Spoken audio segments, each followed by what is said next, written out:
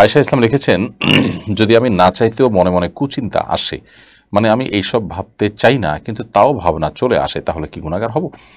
না, আপনার ইচ্ছার বাইরে যদি মনে বাজে চিন্তা চলে আসে, যেটা আসলে আপনার হাতে নয়, আপনার নিয়ন্ত্রণ নয়, আপনি ইচ্ছাকৃত কোনো খারাপ চিন্তা করতে চাচ্ছেন না কিন্তু চলে আসছে আপনার ইচ্ছার বাইরে, তাহলে সেক্ষেত্রে এর জন্য আপনার কোনো গুনাহ হবে না। কারণ আল্লাহ তাআলা মানুষকে নিজের সাধ্যের বাইরে কোনো কিছুর জন্য জবাবদিহি করবেন না। আল্লাহ তাআলা বলেছেন, লা ইউকাল্লিফুল্লাহু নাফসান ইল্লা উসআহা। কোনো মানুষকে আল্লাহ তাআলা তার সাধ্যের বাইরে কোনো কিছু চাপিয়ে দেন না। এজন্য আপনি ইচ্ছার বাইরে, আপনার নিয়ন্ত্রণের বাইরে মনে চলে আসছে, সেটার জন্য আপনি গুনাহগার হবেন না। তবে যখন এসে যায়, আপনি চেষ্টা করবেন যথাসম্ভব সেটাকে দূর করার।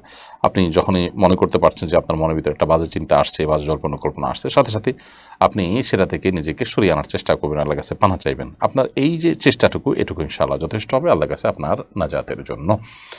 আর এর পাশাপাশি এরকম বাজে চিন্তা আসলে বাম দিকে প্রতীকী থুতু ফেলবেন ৩ বার, আর আমানতু বিল্লাহি ওয়া রাসূলিহি এটি পড়বেন, আল্লাহর কাছে পানাহ চাইবেন, আউযু বিল্লাহি মিনাশ শাইতানির রাজিম পড়বেন। ইনশাআল্লাহ আল্লাহ তাআলা আপনাকে পানাহ দিবেন।